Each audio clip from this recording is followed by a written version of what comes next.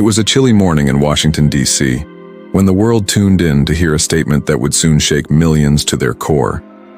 President Donald Trump, now 78 years old, stepped onto the podium, his familiar red tie slightly swaying in the winter breeze. His expression was a mix of defiance and determination, a look that signaled he was about to say something monumental. The cameras zoomed in as Trump adjusted the microphone.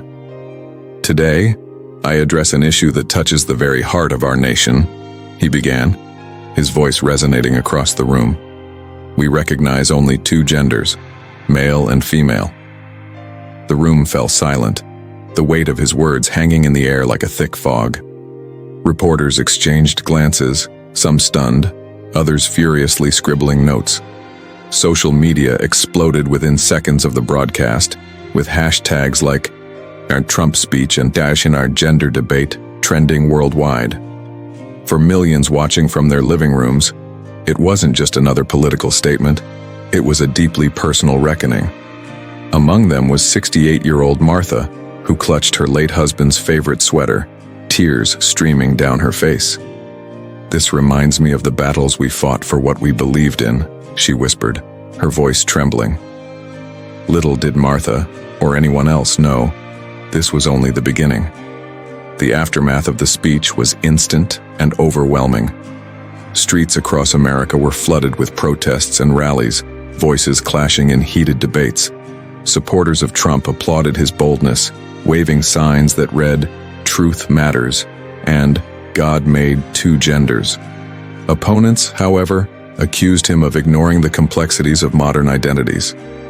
At the center of the uproar was 73-year-old Pastor Samuel, a man known for his wisdom and gentle demeanor. His small church in Georgia had been a sanctuary for many, and now it became a place of refuge for those seeking clarity. "God created man and woman," he told his congregation, his voice steady yet sorrowful. "But we must also remember to love and respect everyone, no matter how they see themselves." Meanwhile, in New York City, 70-year-old activist Gloria felt an ache in her chest as she watched the news. The speech reminded her of her younger days, marching for women's rights and equality. "Are we going backward?" she wondered aloud, her granddaughter sitting beside her, tears welling up in her young eyes.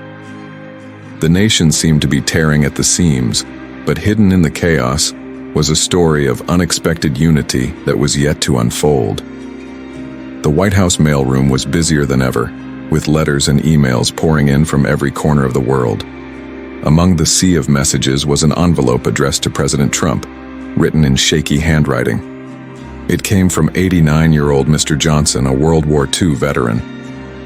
"Dear Mr. President," the letter began, "I've lived through wars, economic crashes, and political divides. But this debate hurts me the most. I fought for freedom, for a nation where everyone could be themselves. I'm not here to judge your words, but to remind you of the hearts you touch." As Trump read the letter late one evening, something stirred within him. The words of the elderly man echoed in his mind, reminding him of the weight his decisions carried. Outside the Oval Office, protests raged on, but inside, there was a moment of stillness. Unknown to the world, Trump began writing a speech that would change the course of this debate forever, a speech that would be unveiled at the right time. In a small town in Kansas, 72-year-old Mary sat alone in her living room, staring at the television as Trump's speech replayed. Her hands trembled as she gripped a framed photo of her son, Michael. Michael had always been her pride and joy. He had a bright smile, endless curiosity, and a heart of gold. But years ago, Michael had told her he didn't feel like the world understood who he truly was. Mary had tried to support him, but their small community hadn't been kind. When Michael left town, he stopped calling. Mary never saw him again. As the president's words echoed through her TV speakers, Mary felt a wave of emotions crash over her: regret, guilt, and longing. "Did I push him away?" she whispered, tears spilling onto her wrinkled cheeks. She turned off the TV and grabbed a pen, deciding to write a letter to her son. It had been years, but she had to try. "Dear Michael," she began, her hand shaking. I hope you're okay. I miss you more than words can say." Mary didn't know if her letter would ever reach him, but for the first time in years, she felt a spark of hope. In the Oval Office, President Trump paced back and forth. Despite his bold announcement, something about the backlash had struck a chord with him. Among the mountain of letters his office received, one stood out, a heartfelt plea from an anonymous mother begging him to consider the pain and struggles of families like hers. Trump held the letter in his hands, reading it over and over again. He thought about his own family, his children and grandchildren, and how deeply he cared for them. "This debate isn't just political," he murmured to himself. "It's about people, real people." That night, Trump called a meeting with his closest advisors. "We need to address this issue differently," he said firmly. "I want to speak to families, to communities. I need to understand what they're going through." Behind the scenes, Trump began planning a series of town hall meetings across the country. He wanted to hear from everyday Americans, supporters, critics, and those caught in the middle of the debate. Little did the public know these meetings would lead to an emotional revelation that no one saw coming. The first town hall meeting was held in Ohio, where hundreds of people packed into a community center. Trump walked in, surrounded by Secret Service agents, but this time he looked different. He wasn't the commanding figure behind a podium. He was a man seeking answers. As the microphone passed around the room, stories poured out. Stories of love, loss, and misunderstanding. But one voice silenced the crowd. An elderly man in a wheelchair raised his hand. "Mr. President," he began, his voice shaky but resolute. "I'm Richard, a 92-year-old veteran. I fought for this country so my children and grandchildren could have a better life. But I lost my grandson to this debate. He took his own life because he felt like the world didn't understand him." The room fell silent as Richard wiped a tear from his eye. "I don't care what side people are on. I just want my family to heal." Trump walked over to Richard, placed a hand on his shoulder, and whispered, "I'm sorry for your loss. Your story will not be forgotten." As the room erupted into applause, Trump's eyes glistened with emotion. This was no longer just a debate. It was personal. As the town hall meetings continued, the stories grew more heartbreaking. Each face in the crowd had a story, each voice trembling with pain or hope. One evening in Texas, Trump was confronted by a mother whose courage would leave the entire room in tears. Her name was Anne, a 66-year-old retired teacher, with silver hair and soft, kind eyes. She stood slowly, clutching a picture of her son. "Mr. President," she began, her voice breaking, "this is my son, David. He was my everything, my miracle after years of infertility." The room leaned in closer as she continued. David was different from the start. He loved art, music, and helping people. But the world wasn't kind to him. People teased him, shamed him, and he felt like he didn't belong. One day I found a note on his bed. It said, "Mom, I love you, but I can't live in a world that doesn't accept me." Anne's voice cracked, and she wiped her tears. "I lost him that day, Mr. President. I lost my baby." Trump's face tightened, his usual bravado replaced with raw emotion. "I'm so sorry for your loss," he said, his voice heavy. "We must do better, for families like yours." As Trump flew back to Washington, Anne's story lingered in his mind. He couldn't sleep, her words echoing over and over. He sat in the dimly lit cabin, staring out at the dark sky, his reflection faintly visible in the window.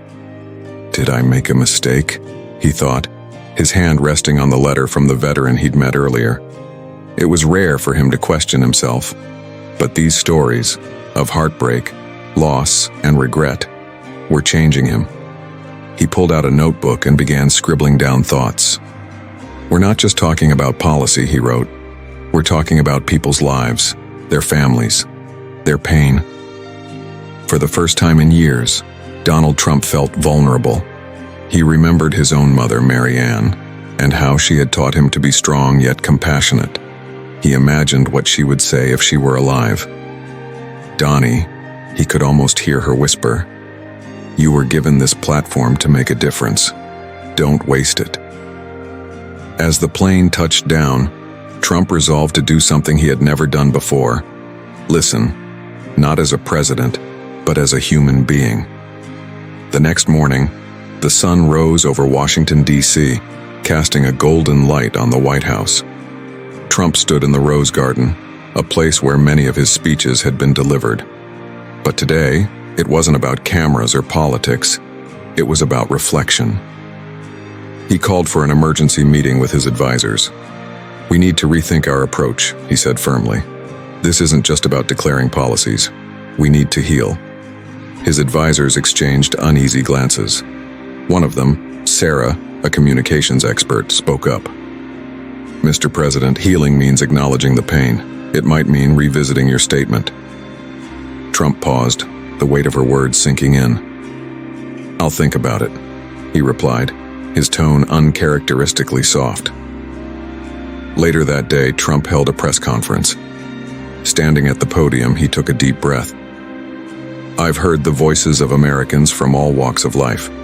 Parents, veterans, teachers.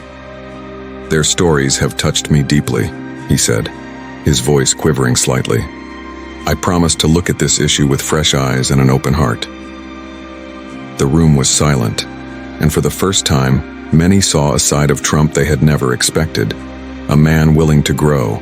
The evening after Trump's press conference, his phone buzzed with a call from an old friend, Dr. Ben Carson, the former neurosurgeon and cabinet member. Known for his calm demeanor and deep wisdom, Carson had often been a quiet but steady voice in Trump's life. "Donald," Ben said softly, "I've been watching, and I think you're facing one of the most important moments of your presidency. This isn't just about politics. It's about the soul of the nation." Trump sighed, leaning back in his chair. "Ben, I don't want to back down, but these stories, they're breaking me. How do I lead when people are so divided?" Ben paused. "The Bible says, 'A gentle answer turns away wrath.' Maybe it's time to listen more. Let people see your heart, not just your stance. Sometimes strength isn't about being unyielding. It's about understanding." Trump was silent for a moment, his mind racing. Ben's words carried a truth he couldn't ignore. "Thanks, Ben," he said finally. "I'll think about what you said." As the call ended, Trump felt a strange mix of unease and clarity. The path ahead was uncertain, but he knew he couldn't face it alone. Days later, Trump sat in his office, sorting through another stack of letters. One envelope caught his eye. It was addressed simply, "To the President, from a grandmother who prays." He opened it carefully, revealing a handwritten note. "Dear Mr. President, I am Margaret, an 83-year-old grandmother from Iowa. I've lived a long life and seen this country go through wars, movements, and changes. I've prayed for every president, and I pray for you too. I lost my granddaughter Emily last year. She struggled to find where she fit in this world, and I often wonder if I could have done more to make her feel loved. Please remember, Mr. President, that your words carry weight. They can heal or hurt. Use them wisely. I believe you were chosen for this time for a reason. God bless you." Trump's hands trembled as he read Margaret's words. He thought about Emily, a young woman he'd never met, and Margaret's quiet strength. He whispered to himself, "What kind of leader am I if I don't use this platform to bring people together?" That night, Margaret's letter stayed on his desk, a reminder of the power of compassion. Word spread that Trump was planning a new speech, one that would address the nation in a way no one expected. His team worked tirelessly, but the president himself remained unusually quiet, spending hours reviewing letters, videos, and stories sent by ordinary Americans. In a small diner in Wisconsin, a group of seniors gathered around a television waiting for the broadcast. Among them was Harold, a 79-year-old Korean War veteran who had long admired Trump's boldness. Yet tonight, he found himself unsure. "I just hope he talks about healing," Harold said, his voice heavy with emotion. "This country's been through enough." Meanwhile, in California, a teacher named Linda sat with her students, all watching the clock. She had shown them clips of Trump's earlier speeches, sparking debates in class. But tonight, she prayed the president would speak to the hearts of everyone watching. As the nation waited, Trump stood behind the curtain, the weight of Margaret's letter in his pocket. "This isn't about me," he whispered. "It's about them." The stage was set. The world was watching. And Trump was about to deliver the most emotional speech of his life. The night arrived. Every major news network prepared for the live broadcast. Millions across America, and even the world, tuned in. Some watched with anticipation, others with skepticism, and many with hope. The room fell silent as Donald Trump, the 45th President of the United States, stepped up to the podium in the East Room of the White House. He looked different, calmer, more introspective.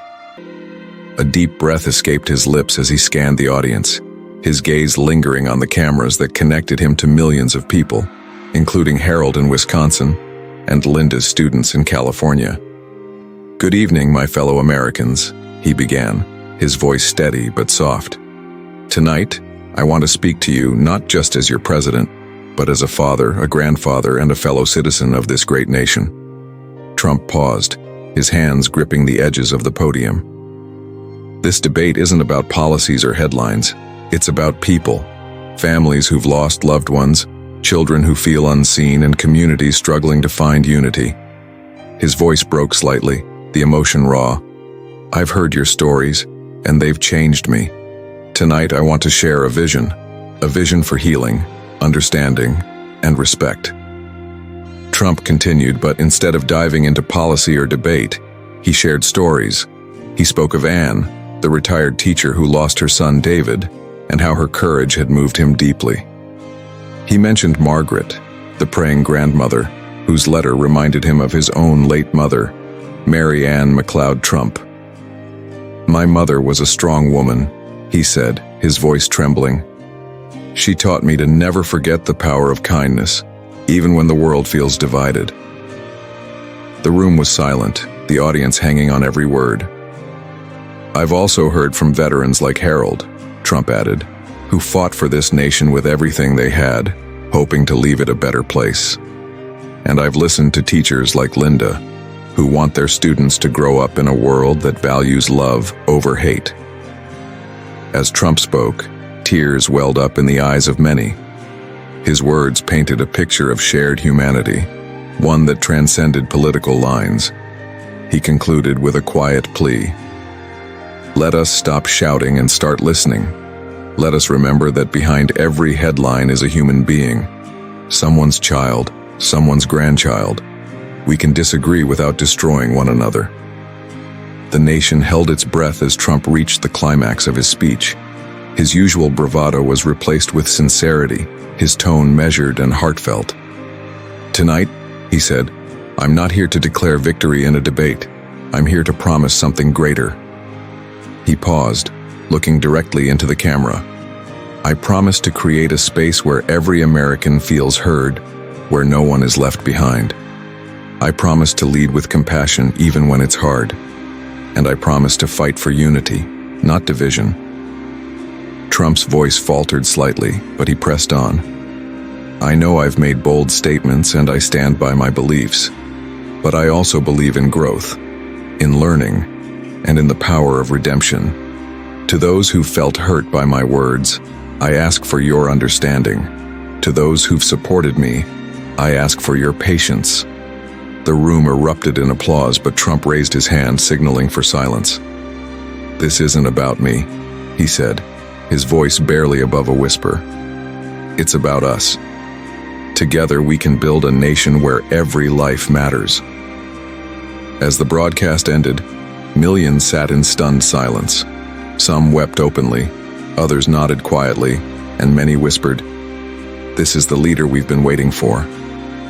As Trump's speech concluded, the world seemed to hold its breath. Across America, households buzzed with conversation. Some people praised his courage, while others criticized his promises. But one thing was clear: Trump had struck a chord deeper than anyone expected. Harold, the war veteran in Wisconsin, sat quietly in his armchair, tears streaming down his wrinkled face. His wife of 55 years, Marge, held his hand tightly. "I've seen a lot of presidents," Harold whispered, his voice cracking, "but I've never heard one speak like this." In California, Linda's classroom erupted in discussion. Her students, who had watched Trump with skepticism, were now reflecting on the stories he shared. "I never thought he'd say something like that," one student admitted. Linda nodded, her eyes glistening. "It's never too late to grow," she said softly. Meanwhile, Trump sat alone in the Oval Office, the room dimly lit. Margaret's letter was in his hands, the edges worn from constant handling. He closed his eyes and prayed silently, asking for wisdom and strength. Outside, the media speculated about what his speech meant for the future. But Trump wasn't thinking about politics. He was thinking about the people. In the days following the speech, the nation seemed to shift. Families gathered around dinner tables to discuss the issues Trump had raised. Churches held prayer meetings, asking for healing and unity. Social media, usually a battlefield of opinions, saw moments of surprising kindness. Margaret, the praying grandmother, was stunned when her pastor read her letter aloud during Sunday service. "Sister Margaret, your words reached the president," he exclaimed. The congregation erupted in applause and Margaret wiped away tears. "I just wanted him to understand," she said humbly. At the same time, Trump began meeting with advisors and community leaders, determined to follow through on his promises. He reached out to people from all walks of life, teachers, veterans, activists, seeking their input on how to bridge the nation's divides. One day, Trump received a video message from a young girl named Lily, who was battling cancer. "Mr. President," she said, her voice frail but determined, "thank you for listening to us. My grandpa says it's never too late to do the right thing." Trump watched the video several times, his heart heavy yet hopeful. 6 months later, the nation gathered once more for a historic event, a unity rally held on the steps of the Lincoln Memorial. People from every state attended, waving flags and holding signs that read, "Together we stand." Trump took the stage, flanked by leaders from various communities, including Dr. Ben Carson and even Margaret, the grandmother whose letter had sparked his transformation. "Today," Trump began, his voice steady and full of emotion, "we prove that America is stronger when we stand together.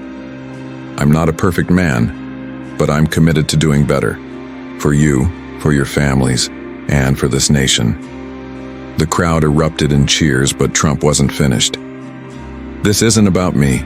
It's about us. It's about the veterans who fought for our freedom, the teachers shaping our future, and the families praying for hope. Let's build an America where every voice matters." As the rally ended, Harold and Marge hugged tightly, tears streaming down their faces. Linda's students held hands, inspired by the change they'd witnessed, and Margaret smiled as she whispered, "God bless this nation." If this story touched your heart, please don't forget to like this video, subscribe to my channel, and share your thoughts in the comments. Let's keep these conversations going. Together we can inspire change. Thank you for watching, and remember, every voice matters.